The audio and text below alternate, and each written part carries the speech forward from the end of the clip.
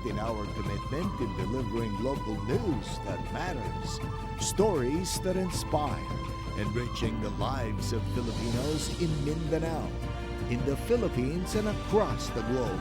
This is your GMA Regional TV, kapuso ng bawat Pilipino.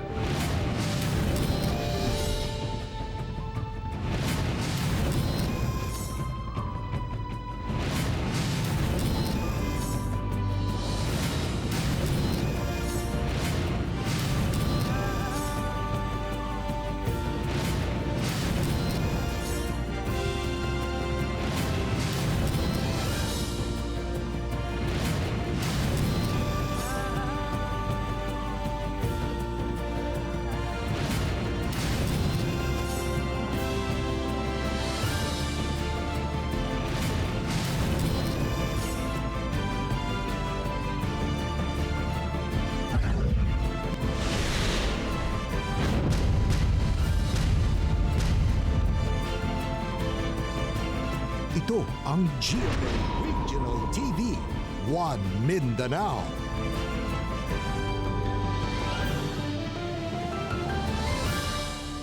May nga po Mindanao, kini ang GMA Regional TV 1 Mindanao. Hatod namo ang pinakadagko ug pinakulahing balita sa Mindanao. Ako si Teco Campo. Sara Hilomen Velasco. Real Suroche, live gikan din sa GMA Davao Complex.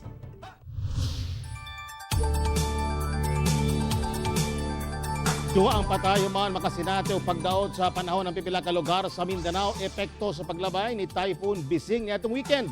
Anyang detalye. Patay ang 61 anyos nga si Lola Thelma Gansing, human madatugan sa haligi sa balay dihang natumbahan og punuan sa lubi ang ilang puy-anan sa barangay Raber Pulumulok, South Cotabato. Nagto ang mga residente nga buhawi ang miigo sa ilang lugar niadtong Sabado sa hapon tungod sa kusog nga hangin nga may dalang ulan. Padayon pa ang damage assessment sa MDRRMO Pulumulok sa mga kabtangang nadanyos. Mo kini ang sitwasyon sa usa ka lugar sa barangay Luwayon sa Makilala, Cotabato, human giigo og flash flood. Tungod sa walay puwas nga pag-ulan, milapo ang tubig baha sa Malasila River ug mipadulong sa mga kabalayan nga may dalang dagkong bato ug lapok. Wala hinoy casualty sa insidente apan may danyos kini og 21 million pesos. Samtang nakasinati usab og kusog nga mga pag-ulan nga may dalang kusog nga hangin ang General Santos City Sabado sa hapon. Wala hinoy nahitabong pagbaha o na aksidente niadtong tungura. Kuya, mga dad, bata kuy. Ano ito? Hadlok. Kuha kini atol sa pagrescue sa mga taong nadatugan sa dakong sanga sa punuan sa kahoy nga mipadulong sa swimming pool sa usa ka resort sa barangay Sinawilan, Matanao, Davao del Sur nga epekto sa kusog nga hangin nga mihapak niadtong Domingo sa hapon. Unom ka tawo ang samaran nga sila si Fernando Alejandro, Maria Karen Alejandro, Janet Bisinan, Jandrick Sumabat, Violina Cabrera ug Cecil Ingpit. Sa Hagonoy, Davao del Sur, patay ang usa ka babae nga nailang si Dan Shenli Mamad. Human natumbahan sa usa ka punuan sa lubi ang ilang balay samtang naniudto kauban ang laing pang duha ka babae. Samtang kritikal ang kondisyon sa duha ka kauban sa biktima nga sila Dominic Mamad ug Dinaya Mosong. Dagang pasahero nga mobiyaheng Siargao Islands, Dinagat Islands, ingon man Visayas ug Luzon ang stranded sukar pa niadtong adlong Sabado. Human gibawalan sa Philippine Coast Guard nga mobiyahe ang tanang sakyanang pangdagat tungod sa Typhoon Bising. Nagpabiling pang gipailam sa Tropical Cyclone Wind Signal number 1 ang tibok rehiyon sumala sa OCD Caraga. Gani sa Butuan City, nabati ang kusog nga ulan nga may dalang kusog nga hangin epekto sa Typhoon Bising. Hinoon walay natalang dagkong danyos ingon man kinabuhing nakalas tungod sa pagdaot sa panahon. Samtang dinhi sa atua sa Mindanao, adunay signal number 1 ang mga area sa Dinagat Islands, Siargao Islands ug Bukas Grande Islands. Ang atuan namang lakaw sa panahon karong adlaw sa Northern Mindanao, Caraga ug Zamboanga Peninsula, apektado gihapon kita sa outer cloud bands ni Typhoon Bising. Samtang ubang parte sa Mindanao apektado na lamang sa mga localized thunderstorms. Ako si Teco Campo para sa One Mindanao.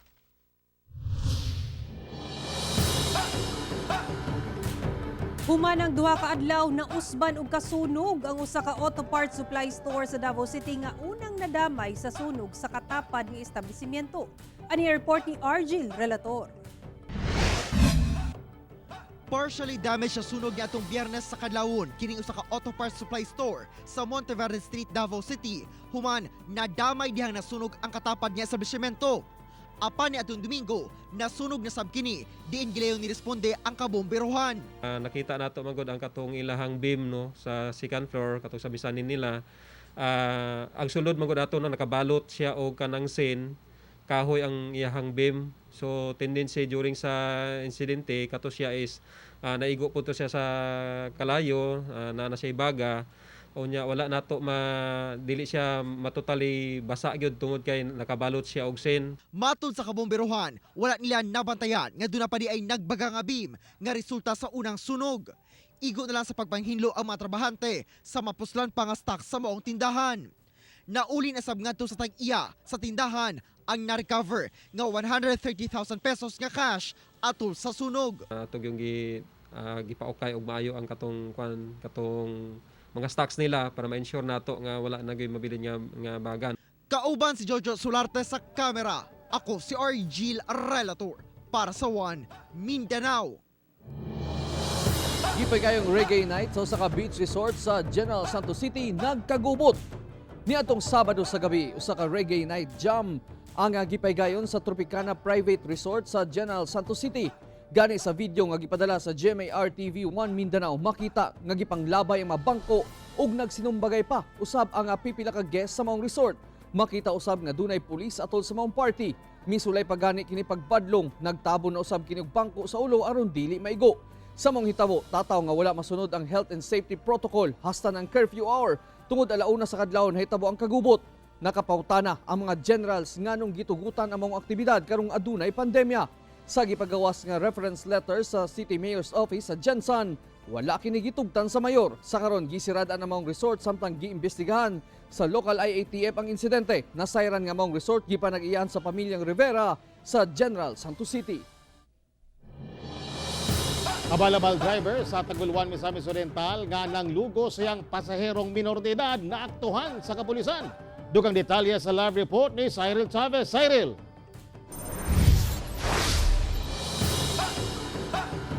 Yastek, misulay pa og ikya sa mong suspitsado diyang napusasa na. Maayo na lamang napugnan sa mga barangay tanod og nadala kini sa police station. Tingkagol karon sa prisuhan sa Taguluan Municipal Police Station kining si Benjamin Balbuena, 35 anyos, og habalabal driver human nga masapon sa mga tanod nga nang lugos. Siyang 13 anyos nga dalagitang pasahero sa kasagbutan sa barangay Santa Cruz. Sigon sa mga tanod sa mong barangay nga samtang garoving sila bandang alas 10 sa kagabion, kalit silang nakadungog og sagit sa babae, apan daw gitakuman ang baba. Dali nilang gisubay kung asa nagikan ang tingog. Una nilang nakita ang usa ka dalagita nga naghilak samtang naglingkod dool sa nakaparadang motor. Ug sa pagsubay sa kasagbutan, nasapon sa mga tanod ang sospek nga ginahilabtan ang laing 13 anyos nga babae. Dinhi sa kasagbutan nga bahin sa barangay Santa Cruz sa Taguluan, Misamis Oriental, gisuroy sa mga barangay tanod ang kining suok nga bahin. Og dinhi sa ako ang gitindugan mga kapuso, dinhi na diskubrihan sa mga tanod ang kahalayan nga gihimo sa suspek ngadto sa usa ka minor de edad nga babae. Ang lusod ni kasabutan, pag abot mo dinhi, nakita na mga laki nga naggukas sa tanan. Ang babae gahigda lang dia. Wala ang babae na diya taman ang kuan, ang laki wala na wala na. Sa investigasyon, ang biktima uban ang iyang 14 anyos nga higala, igo lamang unta mo pauli sa ilang panimalay. Busa misakay kini og habal-habal. Instead nga dalon sila sa barangay kung asa sila muli, kini atong suspect gidala sila sa usa ka lugar nga hilit, ngit-ngit o way mga tao nga nagpuyo ning dapita. Ang suspect mibalibad nga moatubang sa kamera. Apan sigon sa igsuon niini nga dili kuno rape ang nahitabo, sanglit nagkasinabot kuno ang minor de edad ug iyahang igsuon nga bayaran lamang kini. Sa aktual na nila, unta, mahitabo na unta, gagingon dayon ang bahay nga. Wala nasakpan ta. Mao do na ginon. Tabang kay girip ko, mao do nagpasumangil dayon siya nga mao tong nahitabo. Taliwala pa man niini, mag-atuwang gihapon og kasong rape in relation to RA 7610 o child abuse ang suspect.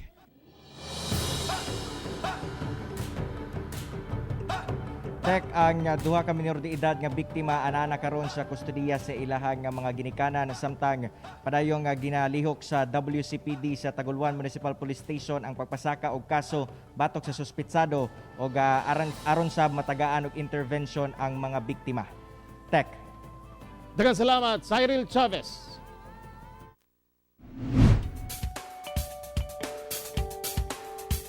Usa ka beach resort sa Lanao del Norte nga gidumala sa mga mananagat giablihan ngadto sa publiko. Ani ang detalye. Formal lang gibuksan ngadto sa publiko ang ginatawag nilang Bunbunon Beach Resort nga nahimutang sa barangay Matampay, Bukana sa Lanao del Norte. Ang maong lugar gipanindot sa grupo sa mga mananagat aron matawag na gayud kining resort ug mahimo nilang kakuhaan ug panginabuhian. Local tourism and of course bago pa ni siya pero kuan kini siya nga lugar karon nga kuan nga time ginadugok gid siya. Ang LGU lala nakauyon sa proyekto sa Matampay Bukana Fisher Folk Association. Busa, todo ang ilang suporta sa maong grupo. Actually, the LGU nag-support lang sila as support by promoting the said beach resort or the tourist spots. Dako ang pasalamat sa grupo sa suporta. Ang mga proyekto, dako kunog ikatabang alang kanilang mga mananagat nga naapektuhan usab sa ginasagubang natong pandemya. Busa, pinaagi sa kita sa resort na bahinon sa grupo, makatabang na kini sa ilang adlaw-adlaw nga panginabuhian. I hope nga makita-kita ta diri o diri ta maglipay-lipay, maginukdanay diri sa among baybay. Ako si Real Soroche para sa One Mindanao.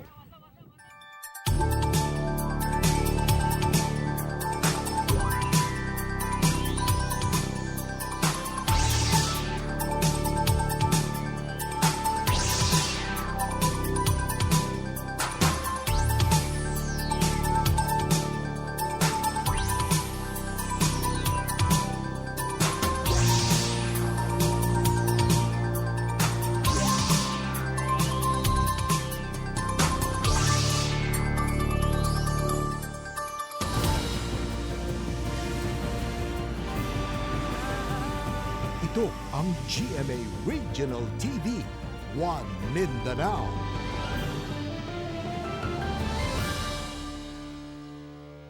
Naglusad og community pantry sa pipila ka lugar sa Davao City. Atong sayro ng detalye nini sa live report ni Argil Relator. Argil. Yes, Sara, naabot na sa Davao City ang kining paglusad og sistema pinaagi sa kining gitawag nga community pantry. Kung asa ang katong ginodate nga mga pagkaon ug mga butang ibutang sa usa ka lugar, kung asa ang mga tong mga nanginahanglan na ang mukuha. Usa na dinha sa nagamungtar ni ining community pantry ang Davao City Jail. Inspired sa maginhawa pantry sa kauluhan, gilusad ni Jail Captain Edo Lubenya ang community pantry sulod mismo sa Davao City Jail male dormitory. Kini aron mahatagan sab og hinabang ang mga persons deprived of liberty. Ang community pantry usa ka paagi sa mga muhatag og hinabang nga ibutang sa usa ka lugar ang donasyon ug ang nanginahanglan na ang mukuha. Hinoon, ipailawom sa masusing inspeksyon ang tanang donasyon aron malikayan nga dunay kontrabando nga makasulod. Actually, pwede nyo lang iwan dito sa loob, sa labas ng aming gate at saka isa-search namin din. Kasi protocol namin. Saka at the same time, pwede rin via GCash.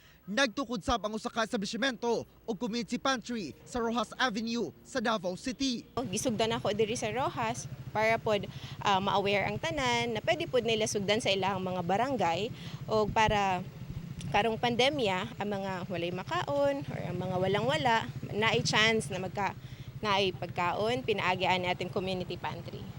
Mapasalamaton ang mga nakabinipisyo sa donasyong bugas, gulay ug uban pa. Nakuha siya ng tabang, sir, kay kanang nakuan mo po ko, natanggal ko sa trabaho pagkatong pag-COVID. May na lang namin pansudan. Salamat ko sa kuan. Tabang. Wala nag-drive, sikad lang. Dako og gamay butang man ang imuhang idonar. Dako na kini og tabang sa mga nanginahanglan. Busa walay angay nga ikaulaw sa pagdonar base sa imong kakayahan ug mokuha base na sab sa imuhang panginahanglan. Abli ang Rojas Community Pantry Lunes hangtod Domingo gikan alas 10 sa buntag hangtod na alas 9 sa gabii. Sara, alang adto sa mga buot mag-donate, i-drop off lamang kini sa mga areas kung asa nagapahigayon og community pantry ug panawagan pod ngadto sa katawhan nga dili mag-abusar og magkuha lang, depende lang gayud sa inyong gikinahanglan. Sara.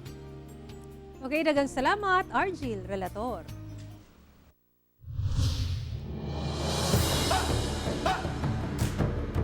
Sa Davao City, usa ka amahang rape suspect patay.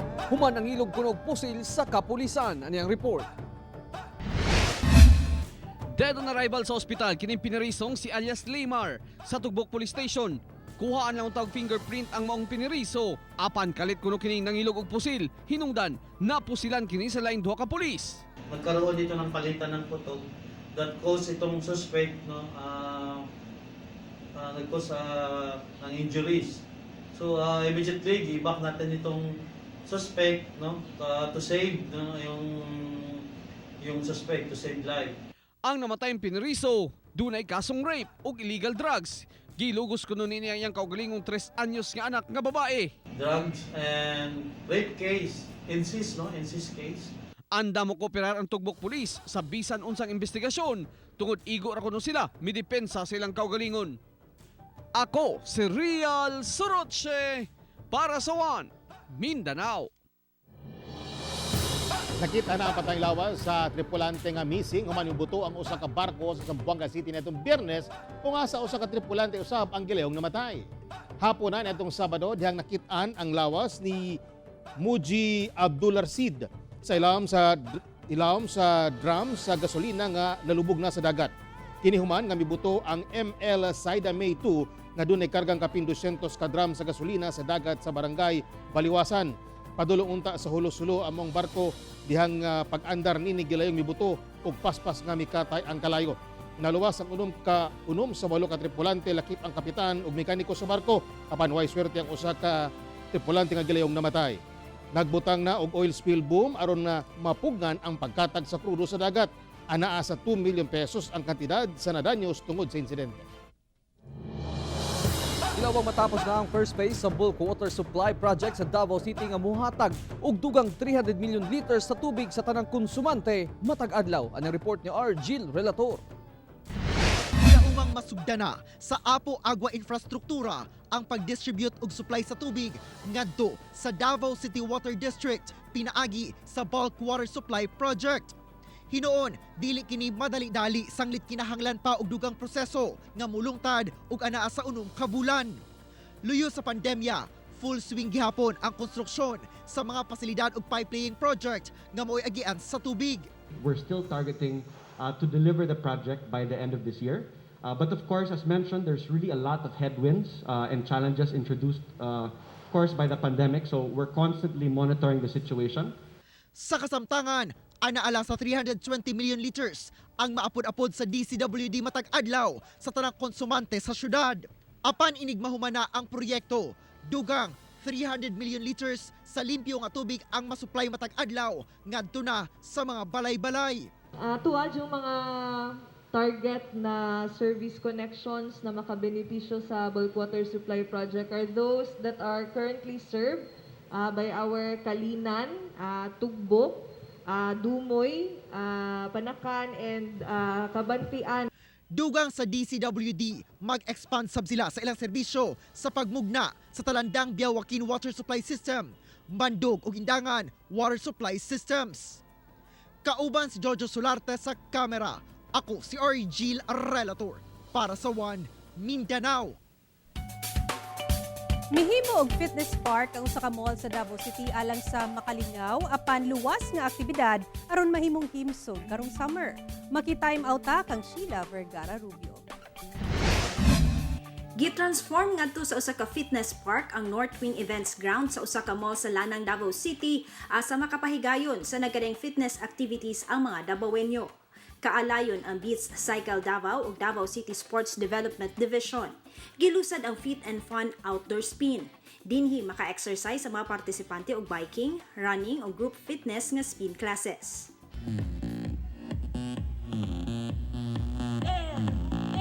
Ang paglusad sa mong aktibidad nahisubay sa pulisa nga gipakanaog sa Davao City LGU kalabot safety protocols. We believe that, of course, fitness and wellness is very important nowadays. So we are actually happy to cooperate and work closely with the City Sports Office in doing activations like this. Ipahigayon kini matag weekend kutob sunod bulan, busa alang sa mga interesado mo apil, magparehistro online. Ako si Sheila Vergara Rubio para sa One Mindanao.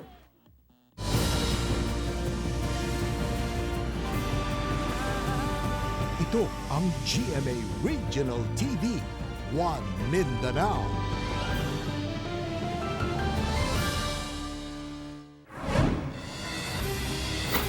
Dakpa ng duha ka buntis nga nailhang sila Elena Minala Daud ug Sara Badawi Parok atol sa bypass operation sa Cotabato City. Nakuha gikan kanila ang tunga ka kilos sa gituang shabu nga nagkantidad og 3.4 million pesos. Sa Marawi City, arestado ang magtiayong sila Ating Pundugar alias Alex ug Norhata Bansolagan alias Antik atol sa bypass operation sa National Highway Barangay Matampay. Ana sa 6.8 million pesos sa illegal nga droga ang nakumpiska sa otoridad gikan sa mga suspect nga gikonsiderang high value target. Sa Pagadian City, sikop ang empleyado sa gobyerno nga si Vincent Valdez ug paryente nining drug personality nga si Von Elfie Valdez atol sa bypass operation sa Zone 9 Lower Alta Tierra sa Barangay Tiguma. Nakuha gikan kanila ang 4 ka pakete sa gituang shabu nga nagkantidad og 4,000 pesos, lakip ang bypass money. Kasuhan ng mga sospek og paglapas sa Comprehensive Dangerous Drugs Act of 2002. Samtang dadakpa ng sospek sa paghold up ug pagpatay sa ahente sa alak nga si Jonathan Sardua ni atong July 2020. Nailan ang sospek nga si Surpical Usman kinsa dadakpa nato sa operasyon sa Sitio Tugop, Barangay Poblasyon, Kumalarang, Zamboanga del Sur. Samtang gidawat na sa impormante nga mitudlo sa sospek ang iyang 200,000 pesos nga reward money. Namatay ang mananagat nga si Arjen Gadia, 27 anyos nga taga Pagadian City, samtang sakay si MV Queen 2 nga naglawig sa kadagatan sa Tawi-Tawi. Gikumbulsyon kuno kini human na mahaw. Gitabang pa kini sa kauban ng mananagat. Apan duda ang amahan niini sa pagkamatay sa anak. Imbestigahan na sa otoridad kung dunay foul play o wala sa pagkamatay sa mananagat.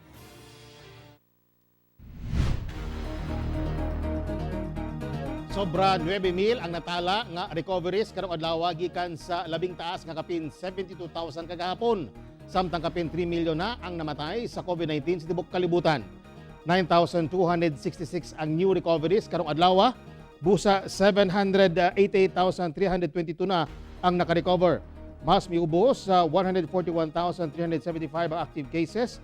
Bisa 9,628 ang new COVID cases karong adlaw. 945,745 na ang kinatibuk ang kaso ug 16,048 ang namatay. Samtang kapin 3 milyon na ang namatay sa tibuok kalibutan, lapas 141,422,000 na ang nataptan og COVID-19 ug sobra 80,802,000 ang recoveries. Samtang sa Mindanao, mas misaka sa 4,580 ang COVID-19 active cases.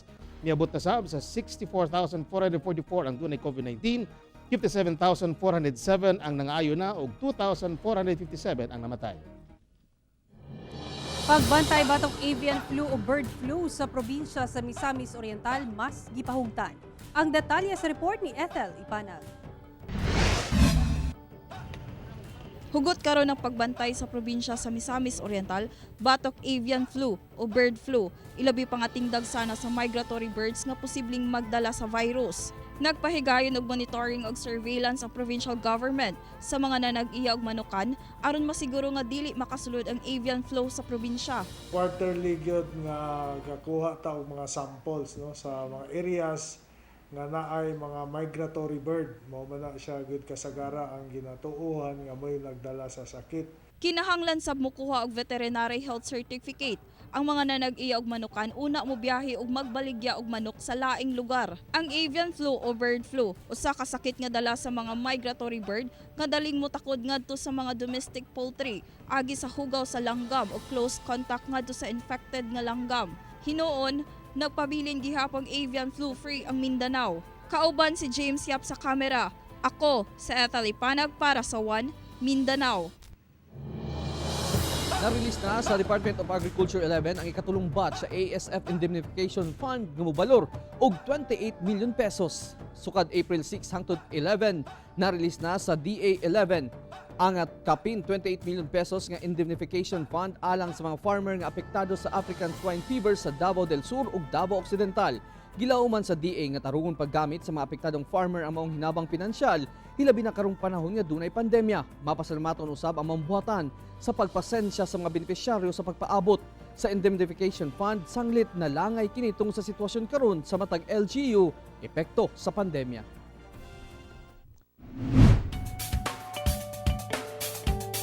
Magigalang millennial nga nalusno tungod sa pandemya mibarog pagbalik diyang nagtukod og restaurant kansang Signature Burgers patok sa Davao City. Atong sayro ng ilang istorya, pinaagi nining report. Pagkaon ang usa sa mga essential nga butang duna may pandemya o wala. Busa mo kini ang negosyong nahuna-hunaan sa maghigalang Luis Tan ug Henry Tejamo kauban ang uban pak barkada. Naag lang gyud tanan sa farm, fresh from farm gid siya namo ginakuha. Kanhi chef sa usa ka iladong hotel sa Davao City si Henry. Apan sa pagsugod sa pandemya, hinay-hinay sab nga nawala ang iyang panginabuhian. Maayo na lang kuno kay ana ang suod nga higalang si Luis. Usa ka OFW nga natanggong dinhi sa Pilipinas tungod gihapon sa pandemya. Enjoy but na-struggle somehow kay syempre nangapa pa kay bago pa man. Busa silang duha ug uban pa nilang magbarkadang pulos mga millennial nagtukod og restaurant nga ang specialty nga Signature Burgers patok sa mga Davaoenyo. Dunay pang single, pang barkada ug pang pamilya. Busa tanan pwedeng makatilaw. Alang sa magbarkada, gipahapa man sila sa pandemya. Apan ang ilang panaghigalaay, maoy mo patigbabaw alang sa ilang kalampusan. Take risk sa negosyo manggod dapat gyud pursigido. Normal mga struggle, normal nang naiaway-away. At the end of the day, dapat isettle. Kauban si Bebot Kahe sa kamera. Ako si Sarah Hilomen Velasco para sa One Mindanao.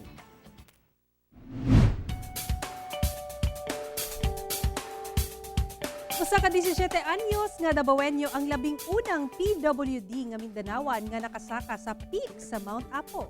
Ato siyang ilailahon pinaagi nining report. Dunay congenital limb defect ang 17 anyos nga si Angelo Revilla. Apan, dili kinibabag sa pagkabuot niya sa pangandoy nga makasaka sa pinakataas nga bukid sa Pilipinas. Ako na yung pagsaka, ma'am. Nabati yun ako ang kalisod ug ang kakapoy. Kay grabe, kalapok, akong sungkod, sige kalubong. Then, night time nga mabikugan ko tungod sa kalisod sa dalan.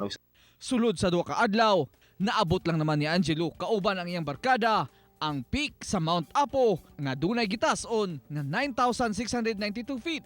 Sumala niya, wala kuno siya nahimong preparasyon ug purong determinasyon lang ang iyang baon. Sanglit pinakalit kuno ang adlaw silang pagsaka. Usa ka malipayong estudyante si Angelo, nakakuha siya karon og kursong hotel and restaurant management. Sanglit buot sab niya nga mahimong usa ka iladong chef. Hilig sab niya ang sports sama sa volleyball ug basketball.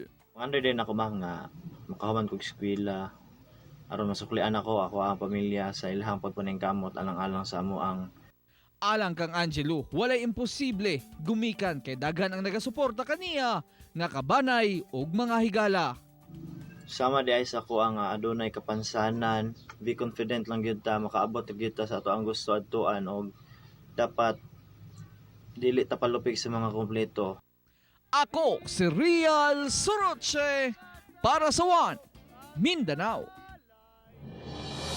Opisyal na nakasulod sa 2020 Tokyo Olympics ang Pinay weightlifter nga si Heidelin Diaz samtang igagaw nining si Mary Flor Diaz nakakuha og silver medals sa 2020 Asian Championship weightlifting event. Anang report. Usa ang Zamboanguenyang si Heidelin Diaz sa 7 ka Pinoy nga nag-qualify sa 2020 Tokyo Olympics. Human siya nabutang sa 4th place atol sa 55 kg event sa 2020 Asian Weightlifting Championships sa Tashkent, Uzbekistan niadtong Domingo. Kini na ang ikaupat nga higayon nga mosalmot sa Olympics si Heidelin. Una ni atong 2008 sa Beijing, ikaduha ni atong 2012 sa London ug ikatulo ni atong 2016 sa Rio de Janeiro kung asa siya nakakuha og silver medal. Samtang tulo ka silver medal ang naangko ni Mary Flor Diaz atol sab sa 2020 Asian Championship weightlifting event ubos sa 45 kg kategory. Nakalaban ni Mary Flor kinsa ig-agaw ni Heidelin ang taga-India nga si Jilly Dalla Behera nga mao'y nakadaog sa maong kategorya. Ako si Sarah Hilomen Velasco para sa One Mindanao. Mga kapuso, way puwas ang among pagkatulog balita. Bisitahin www.gmaregionaltv.com ug mag-subscribe sa official YouTube channel sa GMA Regional TV. Busa mga kapuso, ayaw pulahi sa mga dagkong balita sa nagkatayong reyon sa nasod, subscribe na. Ug mo katong ulahing balita sa Mindanao karong adlaw. Ako si Real Soroche. Daghang salamat sa inyong kanunay nga pag-uban kanamo matag adlaw. Ako si Sara Hilomen Velasco. Tugod ang mga balita sa atong palibot, importante alang kanamo. Kini ang GMA Regional TV 1 Mindanao. Teko Campo, buong puso para sa Pilipino.